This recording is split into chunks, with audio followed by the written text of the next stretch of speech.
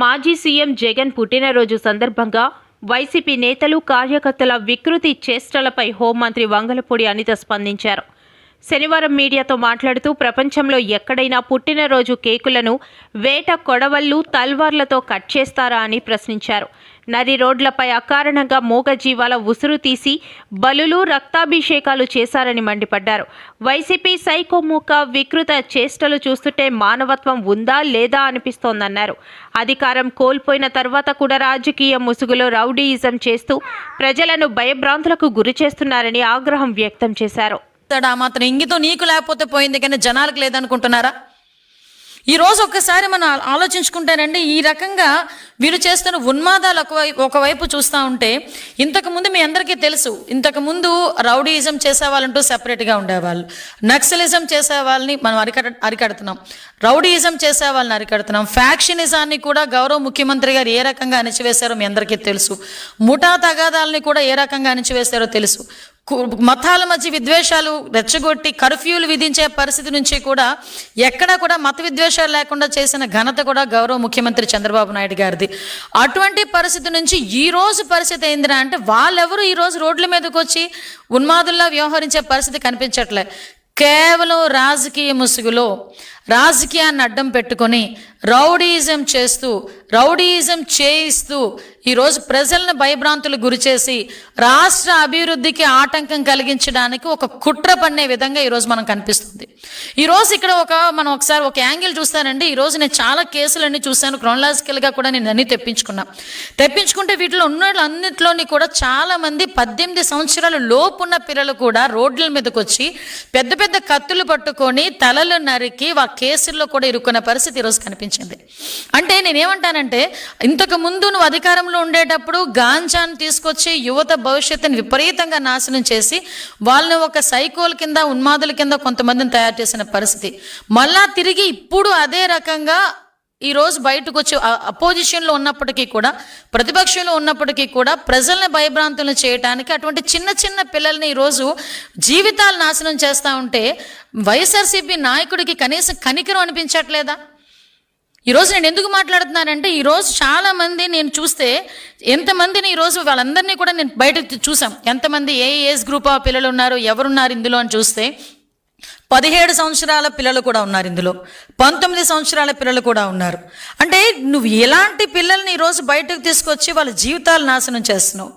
కనీసం నేను తల్లిదండ్రులు కూడా ఒకటి విజ్ఞప్తి చేస్తున్నా, ఒక రాజకీయ పార్టీ వెనకాతలు పంపించినప్పుడు మీరు ఏ రాజకీయ పార్టీ వెనకాతలు మీరు పంపిస్తున్నారు, ఆ రాజకీయ పార్టీ నాయకుడు తాలూకా చరిత్ర ఏంటి, ఆ రాజకీయ పార్టీ నాయకుడు తాలూకా ఉద్దేశాలు ఏంటి, రేపొద్దున నీ కొడుకుకి ఏమైనా జరిగినా, రేపొద్దున నీ కొడుకు ఏమైనా ఇబ్బంది వచ్చినా రాజకీయ నాయకుడు వచ్చి నిలబడతాడా అన్న విషయం కూడా ఈరోజు తల్లిదండ్రులు కూడా ఆలోచించుకోవాల్సిన విషయం అవసరం ఉందండి.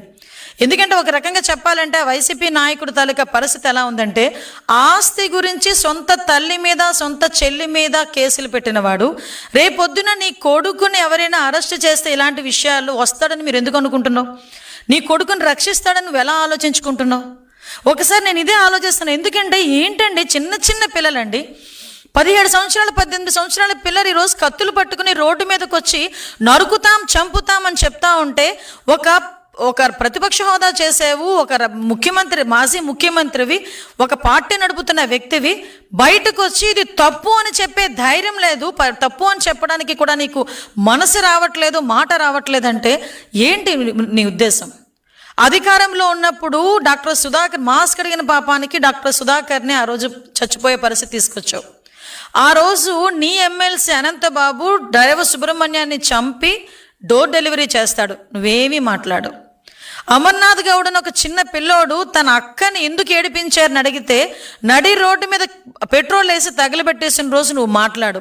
ఇలాంటి ఎగ్జాంపుల్స్ చూస్తే చాలా చెప్పగలం. నువ్వు అధికారంలో ఉన్నప్పుడు చేసిన అఘాయిత్యాలు మళ్ళా తిరిగి 11 సీట్లకి ప్రజలు ఇచ్చినా కూడా ఈ రోజుకి కూడా బుద్ధి లేకుండా, కనీసం మార్పు లేకుండా తిరిగి ఇంకొక రకమైన ఉన్మాదానికి తీసుకొచ్చి యువతని బలి చేసే పరిస్థితి ఈరోజు తీసుకొస్తున్నావంటే అసలు నేను ఒకటే చెప్తున్నా, అసలు నువ్వు మనిషివేనా అని అడుగుతున్నా. రాజకీయ నాయకుడు ఇవన్నీ పక్కన పెట్టు, కనీసం మనిషిగా మానవత్వం ఉన్న వ్యక్తిగా ఇది నువ్వు ఎలా సమర్థిస్తున్నావు అని అడుగుతున్నాను ఈరోజు. అంటే ఒకసారి మనం చూసుకుంటానండి.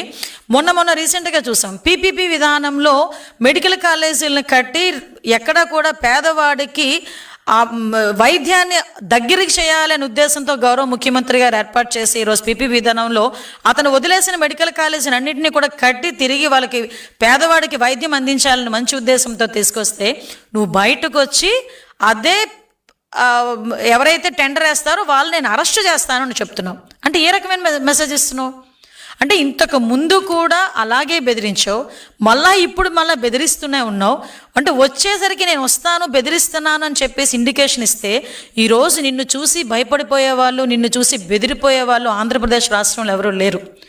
నేరాల్ని ప్రోత్సహించే పరిస్థితి నీదైతే నేరాలను అరికట్టడానికి ఇక్కడ ఉన్నది సిబిఎన్.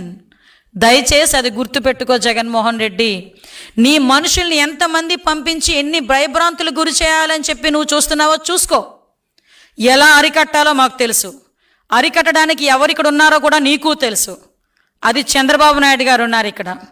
ఇష్టానుసారంగా రోడ్ల మీదకి వస్తాం, కత్తులు పట్టుకొని తిరుగుతాం, కొడవళ్ళు పట్టుకొని తిరుగుతాం, రపా నరుకుతామని చెప్పి రెచ్చిపోయి రోడ్డు మీదకి వచ్చి ఉన్మాదం చేయడానికి గనక ప్రయత్నం చేసిన ఆ ఆలోచన వచ్చినా ఒక్కసారి గుర్తుపెట్టుకో, ఎవరిని వదిలిపెట్టేది లేదు. ఈ రోజుకి ఈ రకంగా ఫ్లెక్సీల మీద రక్తాభిషేకాలు చేసిన ప్రతి ఒక్కడు రిమాండ్లో ఉన్నాడు. ఈ రోజుకి ఎవరిని కూడా వదిలిపెట్టాం, ప్రతి ఒక్కరిని ప్రజలకి ఎగ్జిబిట్ చేస్తాం. ఇంతకు ముందులాగా ముసుగులేసి బయటకు తీసుకొచ్చే పరిస్థితి కాదు. ఈరోజు ఒక పోక్సోలో చిన్నపిల్ల మీద రేప్ అటెంప్ట్ చేసిన రోడ్డు మీద నడిపించే తీసుకెళ్తాం.